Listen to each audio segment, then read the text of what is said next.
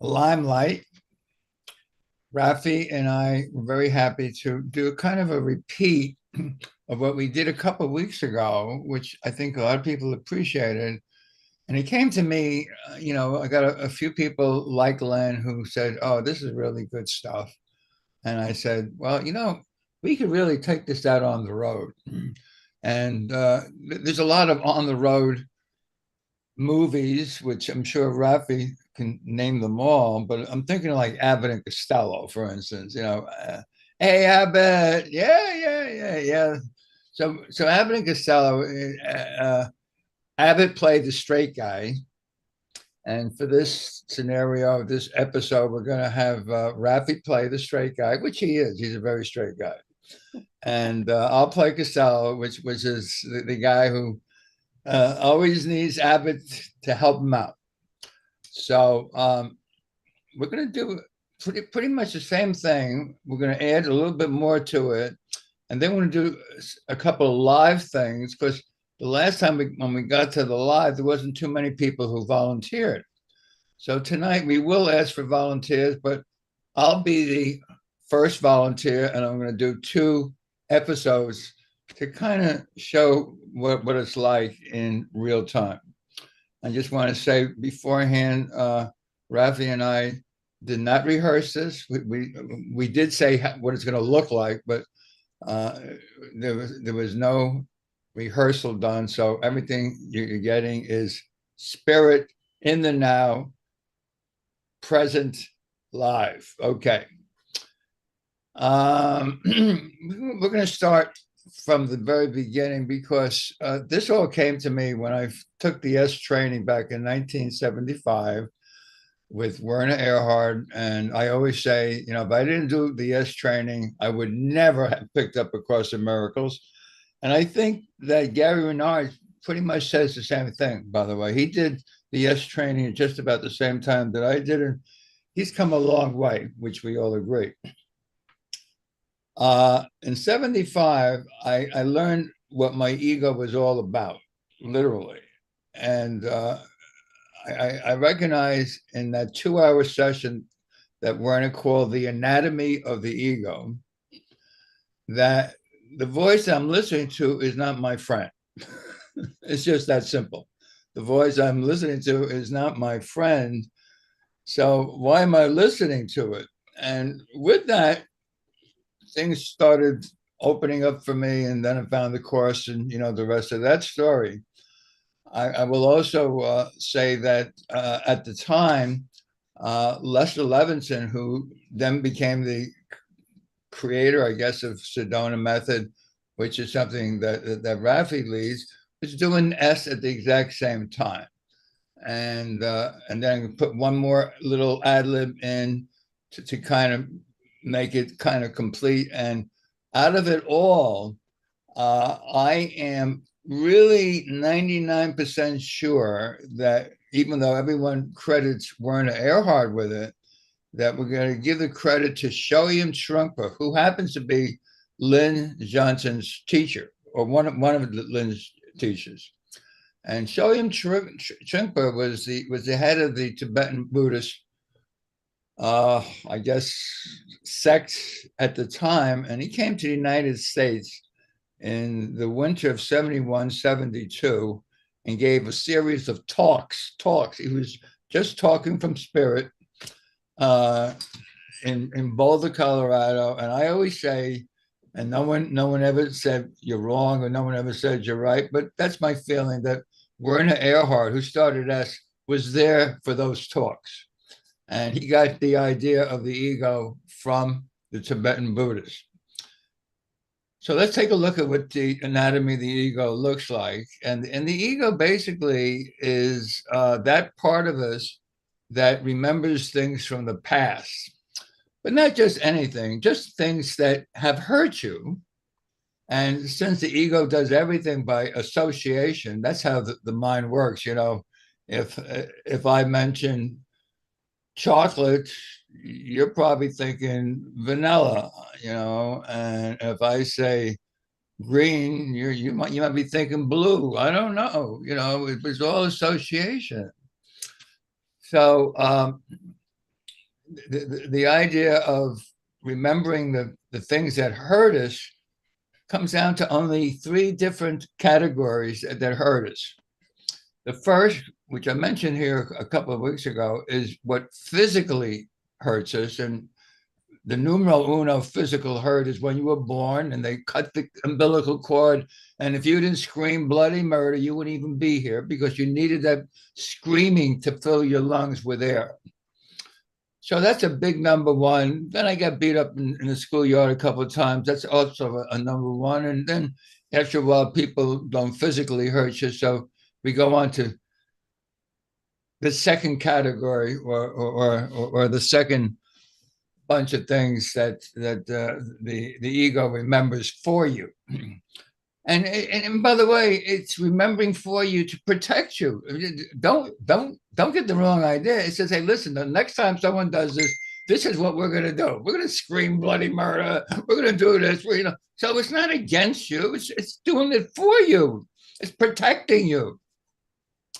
So the second category is this stack of emotional hurts, and we all have emotional hurts. In fact, I'm going to be talking about a few emotional hurts later. So emotional hurts is when people don't keep their word, break their promise, hang up on you, say the wrong thing, call you a name. We all know about that, and it happens all the time. And I think that's what Kamala Harris is going to be talking about. She said, look at that. He called all those people names. So, that's what the world looks like. And that's a big number two. So if physical is one and emotional is two, what's number three? And number three is anything in this world that reminds you of a one or a two is a number three. And it gets down to everything in this world of form, everything in this world of form, world of measurements, metrics, good, bad, right, wrong, everything reminds you of a one or two. So guess what? We're living in a world of memory from the past. Yeah. And the ego controls that entire scheme. So let's fast forward to the idea of, I took the Course in Miracles, and the Course tells you a lot about the ego, but there's really not much more than what I just told you about the ego. We're not looking to say, don't look at the Course. We're saying there's a very simple way of recognizing how the ego operates. That's all we're doing. That's how the ego operates. Now, Rafi came from the other side, but from the same source. It started with Werner Erhard, or Tibetan Buddhism, and there was a guy named Lester Levinson there who saw, and Rafi could tell the story how Lester wasn't really feeling well at the time, and his days were numbered. Doctors were telling him forget about it, and he got something completely wonderful from the same thing that I got, which was wonderful, but in a little different way. And he saw a way in which we can dissolve these three stacks. And I remember hearing about Lester Levinson and the Sedona method. I said, gee whiz, that sounds great. I always wanted to know about it. And then later, when Prudence started playing early in the morning, she actually heard me talking about talking about the Sedona method, and she actually played what she now plays, Ken Wapnick. She was playing. I can't think of the name of the guy. Rafi, do you want to help me? The guy who took over the Sedona after Lester. There were two, Hale Dwoskin. Yeah, Hale, that's it. Yeah, and the other one who started the release technique in LA, so people didn't have to go to Arizona because to go to meetings. His name is Larry Crane. But Okay. Hale Dwoskin, he runs the Sedona method in Arizona. Okay. So Hale Dwoskin is the guy that I listened to for a couple of years, and then I kind of got tired of, can you let more of it go? And that's what I said to Prudence. can you play some Ken Wapnick? And she's always been playing Ken Wapnick ever since. But because she has it in her incredible files, Prudence, I have a copy of Hale Dwoskin in my computer, all the things that she used to play. And by the way, so does Lynn. Lynn has that same file, and Hale Dwoskin's in there. So if you ever really want to play, either me or Lynn could probably turn you on. And Hale Dwoskin is on the YouTube. You don't really need us at all. Okay. So at this point, I'm just going to turn it over to Abbott. Hey, Abbott, it's your turn. Okay, well, I came to this through St. Francis of Assisi. My wife and I were in Florence. We went into the Duomo, the cathedral where I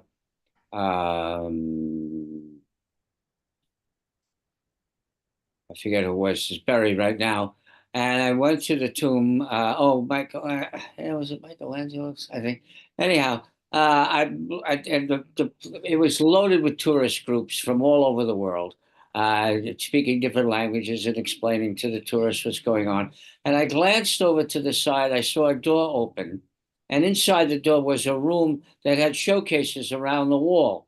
And in these showcases were relics of various saints and what have you. And when I got to the clothing of St. Francis of Assisi, I couldn't catch my breath. I started to cry. I started to heave. I didn't throw up, but I was, and tears were rolling down my face. I fell down to my knees. I couldn't stand up. I had no idea what was happening. Finally, I was able to gather myself. I don't know how long it took.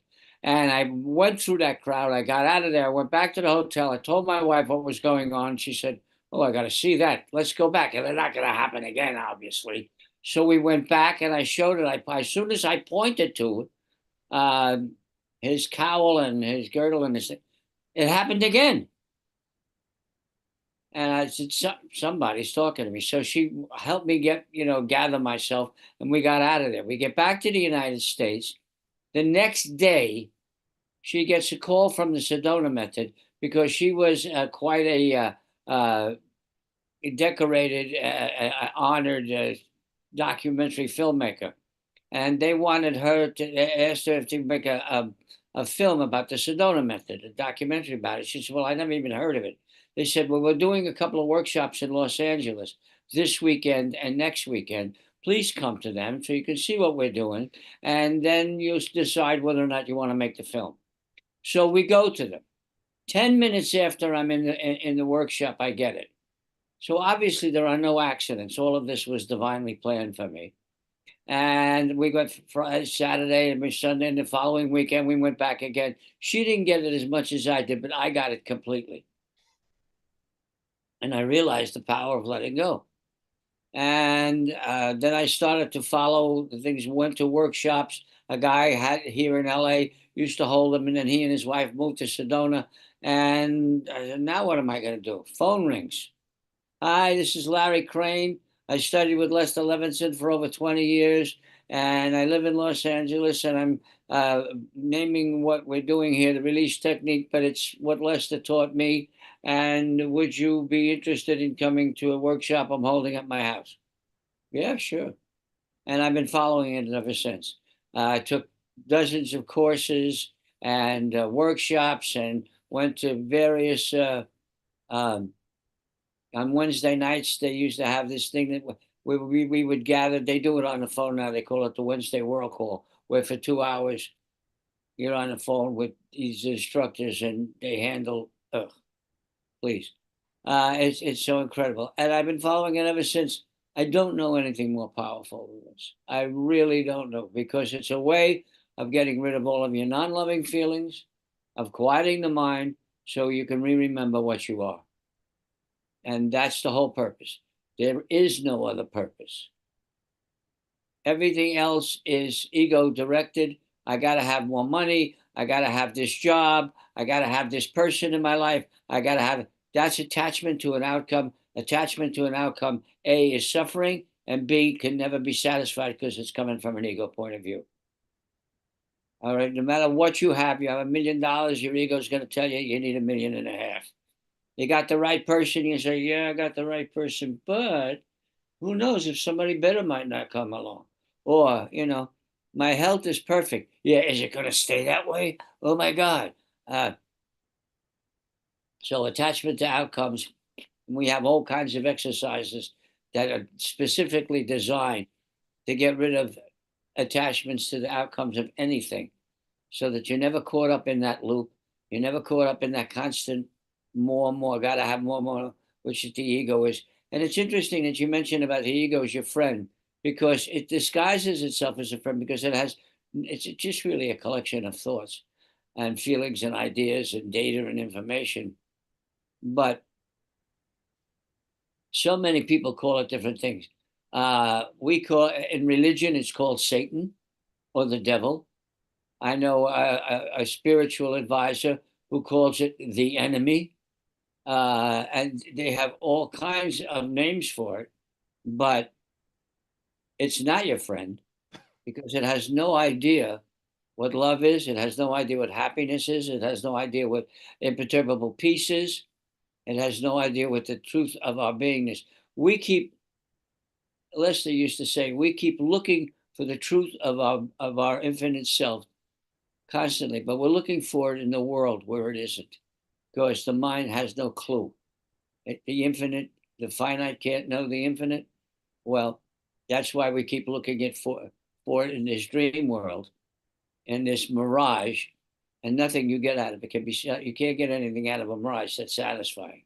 So again, we go back to the only purpose that we are in this here in this incarnation is to wake up, is to know the truth of what we are, is to connect it to our God consciousness. However you put it, you can't really name it. It can only allude to it. We use consciousness, awareness, beingness, uh, true bliss, imperturbable peace. There's all kinds of names for it, but it's so incredible that it can't really be named until you experience it. And we are always that. We are always that God consciousness. And I heard something just yesterday that really cemented it. God, love, is never indifferent. It's always supplying, it's always providing, it's always guiding, it's always protecting, it's always serving. And if we get in league with that, by getting rid of all of the negativity, the thoughts, and all of those non-loving feelings, and you get to that quiet, then you know. And once you know that you know that you know that you know that you know. And no one can ever explain it to you. No one ever has to explain it to you. And the other thing I just went through with my releasing partner, reminding her that no one in this stream can do anything to you, and no one in this stream can do anything for you. It's our picture, and we have to take responsibility for it. Once you do that, you know that you're in charge, and that ego thing is not in charge. I I don't know. I think I've covered it as much as need be right now. Hey, Abbott, you did a really good job. Thank you. So, as Rafi tells us, uh, the ego has been called all kinds of names. I want to thank Brooklyn for putting up in the chat. The AA ego is called the disease. Well, uh, there's no two ways about it. When we actually created the ego out of what? Does anybody know how we created the ego? Out of a false sense of separation from the truth of what we are. Yes, absolutely out of a false sense, but also out of guilt. Guilt, the ego is just guilt, period. Uh, we felt guilty for the belief in separation from our Father who created us. And the ego just he said, don't worry about it. I'll protect you. You know, you don't have to worry about being punished. We'll have others punished, but you'll remain innocent. And because of that, the ego got its entire thing. And because everybody wants to be innocent and punish others, that's what this world's all about, right? I'm a poor innocent victim. And that person out there did not do the right thing by me. They should be punished, not me.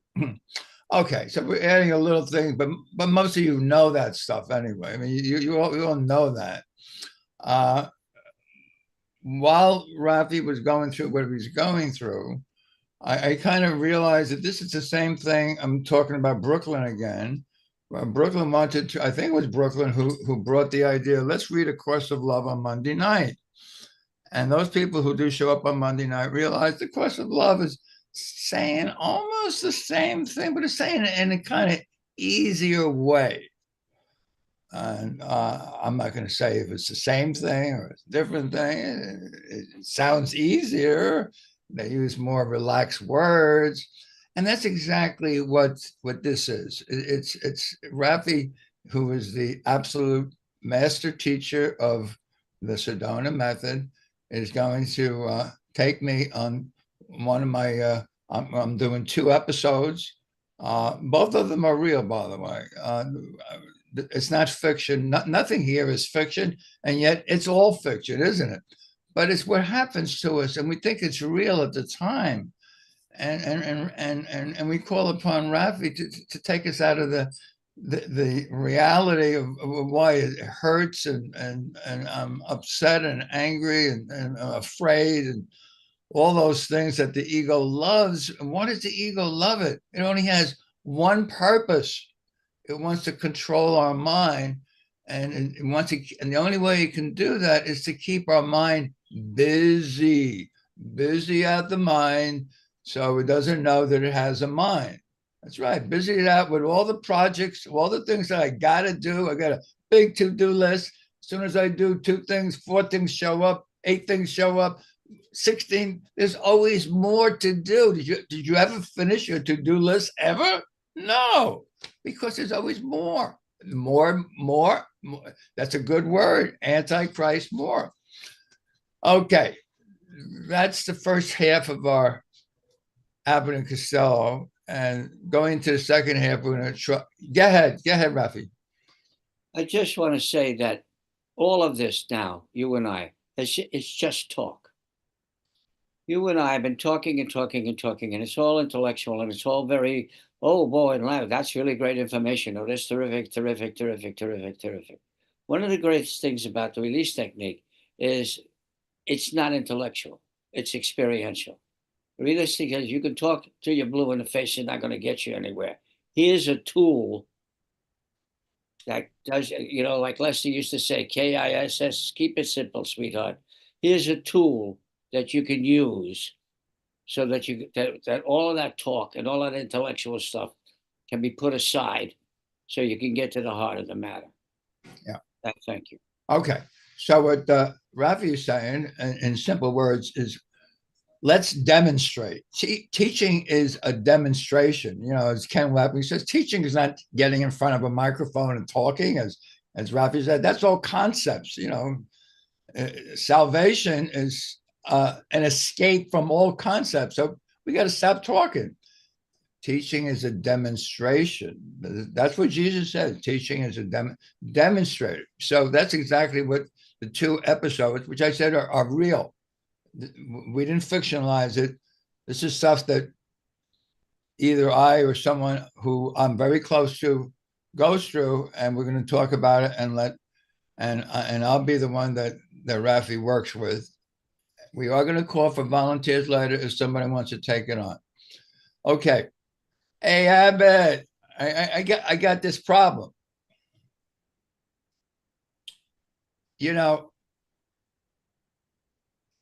My father was very hard on me,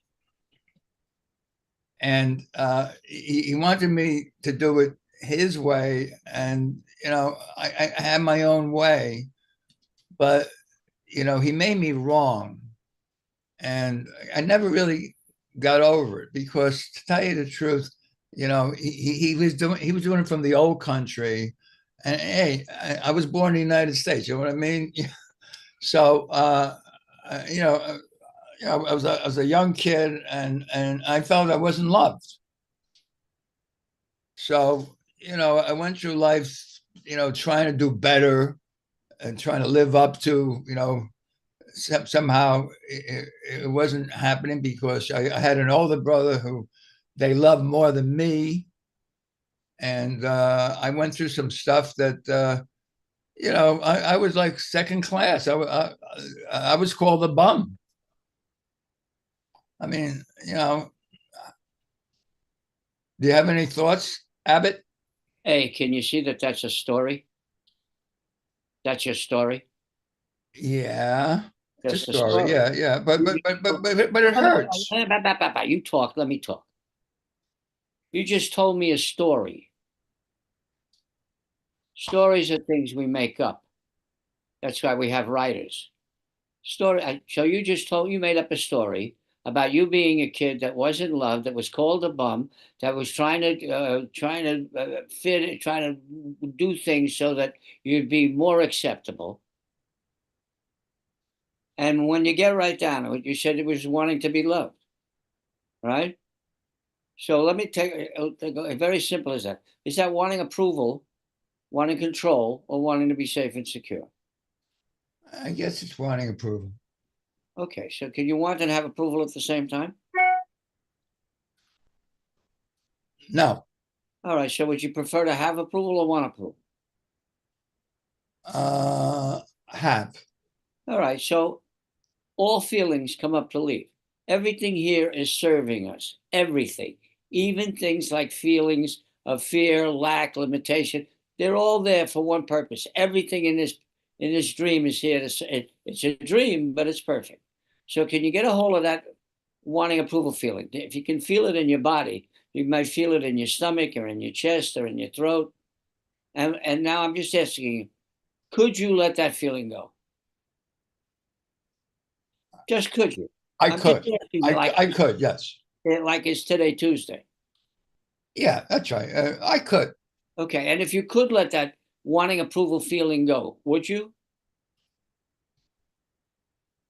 Yeah, I guess so. Okay, it ain't helping you any, right?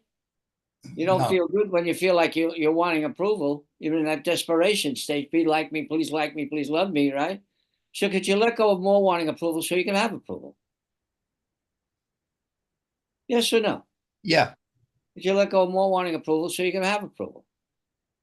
And again, these are just feelings. Feelings are not good. They're not bad. We label them, but the label comes from the ego mind because it's the judger, right? It's just another feeling. It's just energy trying to get out.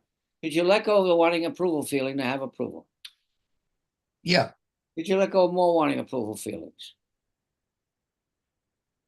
Yeah. Yes or no? Would you let go of more wanting approval feelings? Yeah. You let go of more wanting approval feelings so you can experience having approval. I'm feeling better already. Can you let go of more of those wanting approval feelings? Yes. Now, is it starting to feel like you have approval? Yes. Could you just give yourself love and approval? No reason. Yes. You love yourself even a little bit more. Yeah. Can you let that love expand and expand and expand exponentially? Yeah. All right. Now, could you let go of whatever you're feeling just to see if it gets any better? I'm smiling more. Yeah. Can you let go of whatever you're feeling to see if it gets even better? Yeah. Can you let go of whatever you're feeling to see if it gets even better? I'm feeling good. Yes. Okay. What are you experiencing? I'm going to ask you what you're feeling. what are you experiencing now? Light. I'm feeling lightness, Not feeling. What are you experiencing? Lightness? clarity. Do you see how quickly that happened? Yeah. Thank you. Did it take any effort? No. If it's effort, it's ego. If it's easy and effortless, that's our true being. Okay, that's the divine presence in us. Thank you very much, Rafi. But I just want to mention that Rafi and I went to the same high school together. We were called the Bulldogs, the Yonkers Bulldogs. Hail, school of Yonkers High, on to the fray. Yeah. I stayed in Yonkers, and Rafi went out to California and became a movie producer. Not a producer, an actor. Actor, producer. It's all the same. Yeah. Hollywood. Okay. So that was a very real thing that happened. I also have clients who have the exact same thing going on that I just mentioned. That was like episode one, and this one is going to be like a lot closer to home because people who know me know that I actually voice these things. I've been voicing these things for a year or two at least. People know me around here, so I can't say it belongs to somebody else. This is what I go through. Okay, Lynn has raised her hand. okay, go ahead, Len. Let's see. All right. Wow. Yeah, this is really good. And I just wanted to put me up here. I wanted to say that as you were doing that, I also was looking at an issue that I have been having, a fear, an upset that I've been having. And so as Rafi was saying, can you let go of this, et cetera, et cetera, I was experiencing the same thing. So I was letting go of some things that had really been bothering me. So I just wanted to let you know that, playing along. So I love it. Thank you. I would like to say that since this is live TV and not something that was made before, Len, do you want to go and do it as number two instead of me doing mine? No, I would love to hear yours. Okay. Well, as long as as long as it unravels for you, you might share it. But okay, I'll do number two. Okay, who thank or you. what is, let me ask you, who or what is bothering you the most right now? What's the most troublesome? You talking me? Yeah. Me? Or, yeah, or anybody, but you. Okay. Let's kind of stay on a script. The script is I'm going to do number two, which was a lot closer for me. Which so what Rafi just asked me, it's going to be true for me. Yeah. So uh, Rafi Abbott, this is what's going on in my life, and I'm going to talk as a course student teacher, not like Costello. I'm a course student teacher that knows all the facets as the course teaches it. In fact, I practice it in my counseling. So I'm aware of what I'm saying at all times, and yet I'm looking for a little relief. Okay, this is what's going on. I like to practice demonstrating seeing everybody as equal, that I can totally trust and let go and know that whatever happens perfectly. And you've heard Dove say that many, many times. So that's what I practice. But in quote real life, this is what happens. You know, I enter into like a thing with somebody, like an agreement, and they want something from me, and I say, okay, I'll give it to you. And the thing could be money, which it usually is, and then I expect them to keep their agreement, and sometimes they don't even show up ever again. They just Okay, let me ask you. all right, go ahead, go ahead. Before we get into some lengthy story about it, All right, go ahead. simply is that wanting approval, wanting control, or wanting to be safe? Well, on this one, I looked at that already because I know that those are your three, as we call it, the. Just answer the question. Wait. I want to answer it. Give me a chance to answer. I call this the three kashas. A kasha is a question. So the three kashas are: yes, I want approval. Yes, I want security. I don't want to lose. You want the situation. And number three is yes, I like to feel that I'm not losing control or giving up control. You're right about that. That's Yeah. a lacking control feeling, which is an out of control feeling. You Yeah. want it different. The mind wants it different than the way it is. That produces frustration. That produces it subconsciously. It goes back to anger and wanting to kill. That's how far wanting control goes. So, can you get a hold of that wanting control feeling? Again, it's just another feeling that came up to leave. All right, and if you can feel it in your stomach or your solar plexus or your chest or your throat, even better. Now, can you let go? Can you want to have that control at the same time? Can you want and have anything and want and have at the same time? Anything. No, no, Okay. 'Cause wanting is a lacking feeling, right? yes, I mean, look at a dictionary next to want, Yeah. it says lack. Yeah. All right. So, and would you prefer to have control or want control? have control. All right. So could you, that want to control again? It's just another feeling that's trying to get out.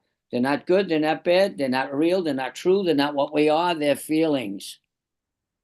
Could you allow that want and control feeling to go now? And Yes, you don't have yes. to do to allow anything, The right? answer is yes. Just stand back and watch it go. And you let go of even more of that want and control feeling.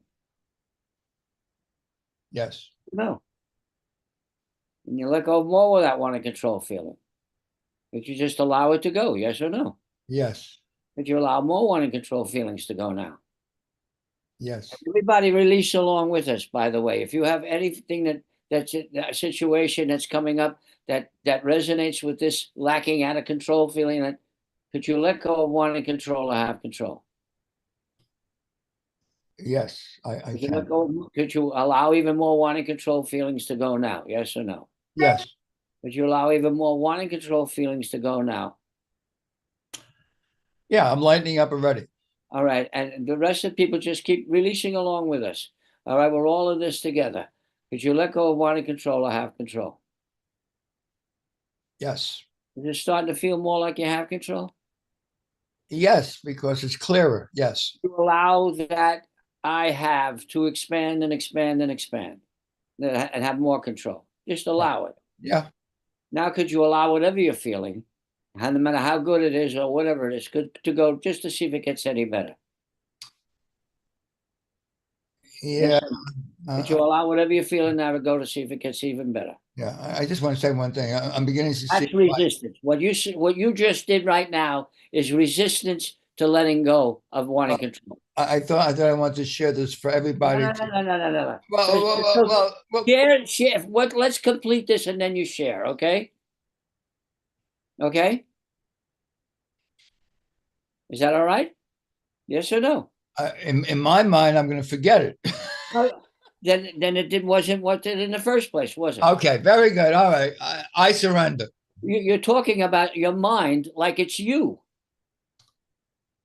and your mind isn't you. Well, Your I think it's mind is valuable. me. Well, You're I not a think it's mind. valuable what I was about to say, but Are you, wait a minute, but stop. Are you a mind? Are you feelings? Are you thoughts? okay, Are you a body? I don't know anymore. I'm getting mixed up, to be honest with you. How can you be thoughts that come and go all the time? How can you be feelings that come and go all the time? I don't know what I am at this point. You know what I mean? Excuse me, but you're the one that runs a thing that says you are an expression of God, aren't you? Yes, Well, isn't that true? And the rest of that stuff just mental gibberish? yes, Okay, good. Now, did you let go of whatever else you're feeling right at this moment? Yes or no? yes. All right. What are you experiencing? Uh, not paying attention to my feelings. Good. So that's quiet. Yeah, Can you see that the quiet is real and the feelings aren't? good. Thank you very much. And anytime we fight with that, resistance doesn't want to let go. Resistance is a knee-jerk reaction. Lester used to say, if you could get rid of all your resistance, you could go free like that. Okay, you could be the truth of your infinite beingness just like that. But because that resistance is constant, it's the knee-jerk reaction of the ego to keep itself. It doesn't want to lose its identity because it believes, and we're talking about a fantasy here, it believes that if it loses its identity, it's going to die. We think we're bodies, and the body has a lifespan. It was born, it's going to live a while, and it's going to die. None of that's true. Okay, and the more we identify with the body, the more we're going to perpetuate suffering. And if we're the innocent child of God, where's the suffering? It's only mental concepts that have nothing to do with it. The great thing about releasing is that it quiets us. It gets us in touch with the quiet. So those concepts don't run us, and we're in charge. Who makes the decision? And here's a very simple thing. I did it with a teacher in school last week. I walk into the classroom, and this teacher has got, I said, how you doing? She said, I'm all right. I said, your body language doesn't say that. Your body language says there's something bothering you. Well, I said, just do me a favor. Lawrence. Could you just be happy right now? Just as a favor to me, could you just be happy? And she looked at me like I was crazy. But I said, just as a favor to me. And all of a sudden, she started to smile a little bit. And I said, could you be a little more happy? And the smile got bigger. Because happiness is what we are. It's a synonym for God, like love, like peace, like abundance, like harmony, like perfection. That's the reality. And that forever has always been, is now, and will forever be. And like I said earlier, God is never indifferent. And one of the great things about releasing is that you get to use it experientially instead of just talking about it. Very good. Anybody else? Well, yeah, what I wanted to say that I thought I was going to forget is I had a real experience of why Jesus says the secret of salvation is I'm doing this to myself. That's something that came very clear as you were putting me through the letting go process. Holding on to feelings, and I was looking at what people have been writing in the chat, and I think at least 3 or 4 people nailed it, and they're all talking about feelings. It's it's holding on to feelings is literally Glorian says feelings are not good or bad, but they run our lives. They actually run our lives. The guy that turned me on to A Course in Miracles was a partner of Werner Erhard and got kicked out by Werner. And then he found The Course in Miracles, and he was famous for saying, and I'm going to say this even though it's on YouTube, your feelings aren't worth a flying fuck. That's what he said. And, and he was teaching really from his putting together both Est and A Course in Miracles, because he first did A Course in Miracles before he said that. Oh, I know it's a story, but this is a movie anyway, And what determines whether that feelings are good or bad? The ego. I don't know. Glorian says feelings are not good or bad. I don't know. Well, I don't know the answer. The ego is constantly judging. So Okay. if the fear feeling comes up, the ego right away says, that's bad. I don't like it. And then you want to hide it or distract yourself from it or suppress it, and it never goes away. But if you just welcome it and love it and let it leave, bye-bye. Oh, and Gloria's got her hand up. Hi, thank you both. This is great. Well, to say to that about feelings being good or bad, that the recognition is that we give it the meaning it has for us. So there's your judgment. But what I was going to say is that I really like this practice, Rafi, and I like the could I let it go? And when we're saying that, could I let it go? We're recognizing that it's the choice. And that to me is the empowerment of it. We have a choice of whether we're going to hold on to it or let it go. And when you were talking about approval, control, or being safe, when we're seeking these things, approval, control, or being safe, we're judging them. And by judging them, the judgment is keeping us from the experience of them. So as you're asking those questions on can you let it go and could we release this, we move away from the judgment of not say, for example, Dove was talking about not having approval, to the experience of, yeah, I have the approval if I stop judging the fact that I don't have it. So the recognition and the empowerment also comes back to us once we recognize that I'm the one doing the judging. So if I'm judging being judged, I'm the one that can relinquish that judgment. So if I'm judging the fact that I'm not, what Dove was saying about approval or control or feeling safe, that's my mind projecting that out there, which is the judgment that's keeping me in the condemnation. So what the practice here offers is, could I let that go in recognition that I am responsible for what I see? And when I let it go, I'm not separating myself from that feeling that I desire. Thank you. Okay, thank you, Gloria. And I'm going to say one quick thing, and then I'm going to turn it over to anyone who wants to be here with Rafi. And the one thing I learned tonight, which I was not aware of, and Rafi taught it to me, is he doesn't need your story at all. Like I was thinking, well, what am I going to say tonight? He doesn't give a damn what you say. He said, I don't want the story. I just want to hear about, is it control, approval, or security? That's all I want to know. Okay, so with that, is there anyone who volunteers to be with Rafi now?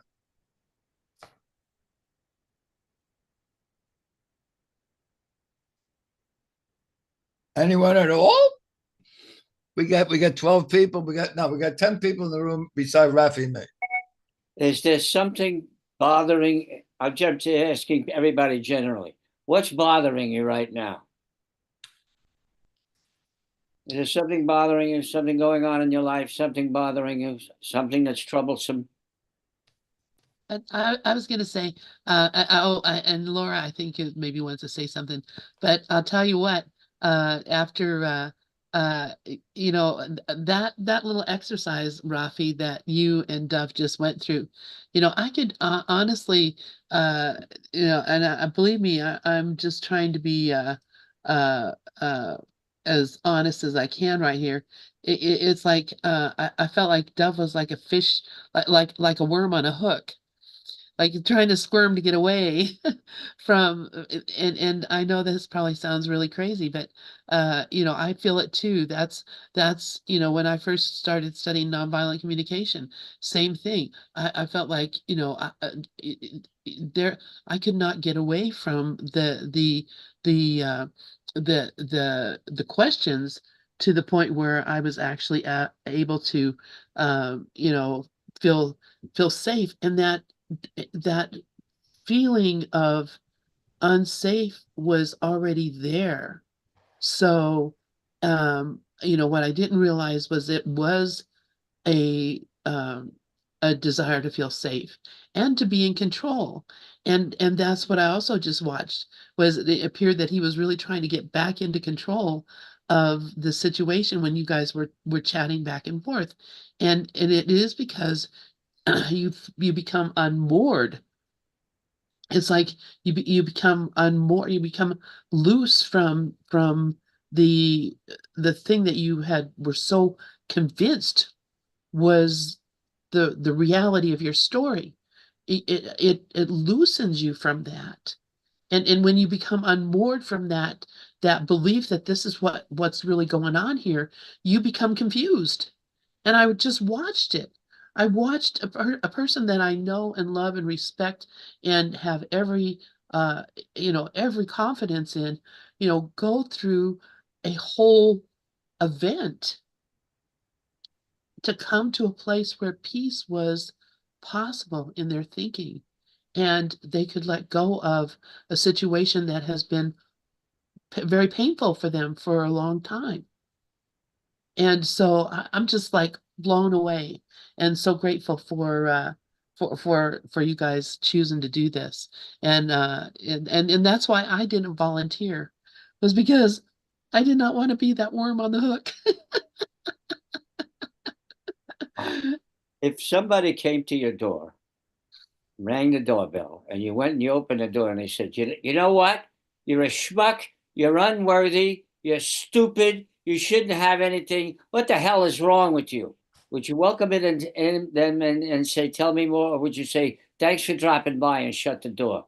Because that's what your mind is telling you all the time. That's what your ego is telling you all the time. Okay? Yeah.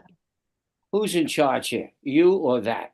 If you're going to let that be in charge, then you're never going to get anywhere. We're never going to get to the point of complete self-realization. But if you take charge, you take responsibility, say, well, wait a minute. Oh, those are just thoughts and feelings. And they're playing out on the screen of my awareness. Am I the awareness or am I all those thoughts and feelings? And you can't be thoughts and feelings. I mean, how many times have we been told we're not our minds, we're not our bodies, we're not our feelings, we're not our thoughts, we're not concepts, beliefs, stories, programs, patterns, perceptions. We're not any of that stuff. That's all mental. Yeah. And but if you buy into it, woo-hoo-hoo. Oh, somebody's got their hand up. That's Just want to Karen. say, Karen put in the chat, feelings are not facts. No, they're not. That's right. Neither are thoughts. Very good. Karen, go ahead. Oh, yeah. Thank you guys. You're doing a great job. I'm loving this. And I just also want to say what I noticed, Rafi, when you told Dub, like, basically, I don't want to hear about your story, and Dove, I demonstrated how the ego likes to hold on to the story. How we love our stories. Our stories, we just revel in them, and when you said let go, basically you told him to let go of the story, he was able to let it go and really get to the release. Once that story's let go, it's like freedom. So I just love that demonstration of letting go of the story. Yeah, you say basically what's going on, but you don't have to go into a story about it. And that's what we do, and that's what we have to look at to let go. Thank you so much. Is there anything that's bothering you right now? What? Well, I'm trying to let go of issue with my uncle, letting go of him wanting him to use his oxygen more. Is that wanting approval, wanting control, or wanting to be safe? Control. And you want and have control at the same time? No, Would you prefer to have control or want control? I would prefer to have control. So could you get a hold of that wanting control feeling that came up to leave anyway? And it's not you, it's just another feeling that's trying to get out. Would you open up and allow that wanting control feeling to go? Absolutely. You allow more of that wanting control feeling to go? Absolutely. You allow more wanting control feeling to go so you can experience control? Yes. You let go of more wanting control so you can have control? Yes. See, I'm releasing right along with you. Mind, wanting control feelings are coming up as well. So can you let go, and everybody else release along with them? If there's an issue, let the feeling come up and let it go. Could you let go of more wanting control feelings to have control? Yes or no? Absolutely. And is it starting to feel a little bit more like you have control?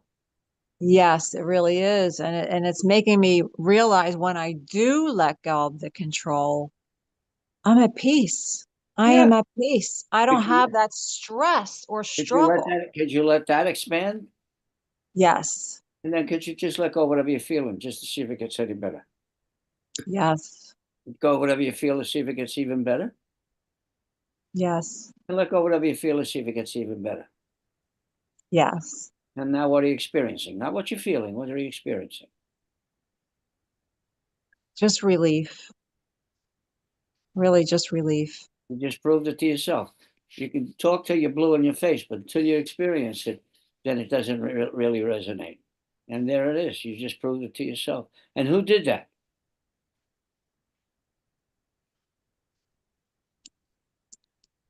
It wasn't me. Yes, it was. I didn't do it. All I did was ask you a question.